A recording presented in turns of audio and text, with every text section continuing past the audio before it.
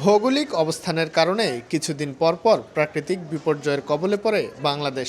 সেই সময়গুলোতে দেশের আপামর মানুষের পাশে দাঁড়ানোর পরিকল্পনা থেকে ত্রিমুখী প্রাকৃতিক দুর্যোগ ব্যবস্থাপনার একটি মডেল তৈরি করেছে ক্ষুদে ৩ শিক্ষার্থী, যার মাধ্যমে বিপর্যস্ত এলাকার তথ্য সংগ্রহ, ত্রাণ পৌঁছে দেওয়া সহ নানা উদ্ধার তৎপরতা চালানো সম্ভব।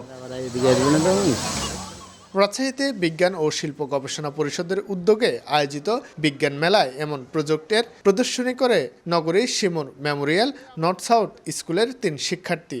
এ সময় তারা তাদের উদ্ভাবিত রোবট, জলে ও স্থলে চলতে পারা গাড়ি চালিয়ে দেখান। মেলায় অংশ নেওয়া অন্যান্য শিক্ষার্থীরাও তাদের নতুন নতুন উদ্ভাবনীর প্রদর্শনী দেখায়। এটি হলো আমাদের অ্যাম্ফিবিয়াস রোবট। আমাদের এই রোবটটি মাটি এবং পানি উভয় স্থানে চলাচল করতে পারে এবং এটি একটি ড্রোনও ক্যারি করতে পারে। ফলে আমরা মাটি, পানি এবং বায়ু ৩ স্থান থেকে সমানভাবে ডেটা কালেক্ট করতে পারবো এবং কালেক্টকৃত ডেটা অ্যানালাইসিসের মাধ্যমে আমরা একটি নির্দিষ্ট এনভায়রনমেন্টকে মনিটরিংয়ের মাধ্যমে রাখতে পারবো। আমরা এটি একটি স্মার্ট সিটি তৈরি করেছি। এখানে আমরা কিছু মূল সমস্যা আমরা সমাধান করার চেষ্টা করেছি।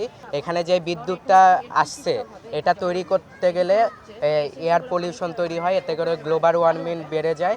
এর জন্য আমরা উইন্ড মিল এবং সোলার প্যানেলের ব্যবস্থা রেখেছি।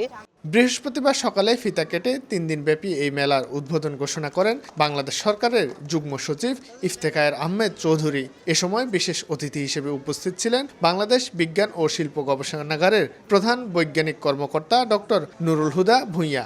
অতিথিদের ভাষ্য, এমন আয়োজনের মধ্যে শিক্ষার্থীরা তাদের প্রতিভার বিকাশ ঘটাতে পারবে, পাশাপাশি বিজ্ঞান মনস্ক জাতি তৈরিতে অসামান্য ভূমিকা পালন করবে।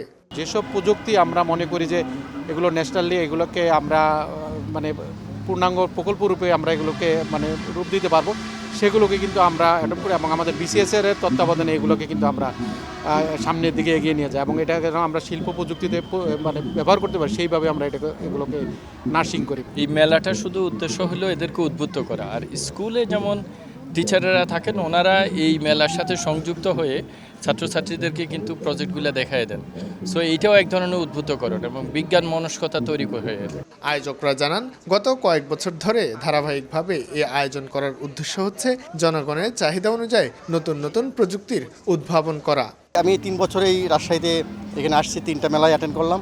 তা যেটা প্রতি বছরই কিন্তু আমাদের যে ধ্যান ধারণা বা এদের মেলার যে উৎকর্ষতা কিন্তু বাড়ছে আর কি। তারা কিন্তু সমসাময়িক যে সমস্যাগুলো নিয়ে তারা কিন্তু বাচ্চারা চিন্তাভাবনা করে তারা মেলা উপস্থাপন করে। তো এবারও অন্যবার প্রথমবার দেখছি না আমাদের 50ও হয় না, এবার দেখছি আমরা অলরেডি সময়ের আগেই আমরা বলতে প্রায় 60টা প্রযুক্তি আমরা উপস্থাপন করা হয়েছে। রাজশাহী মহানগরীর স্বনামধন্য 44টির বেশি প্রতিষ্ঠানের শিক্ষার্থীরা এই মেলায় অংশগ্রহণ করে।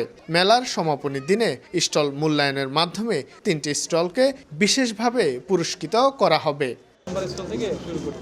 শাহিন আলম, সময় সংবাদ, রাজশাহী।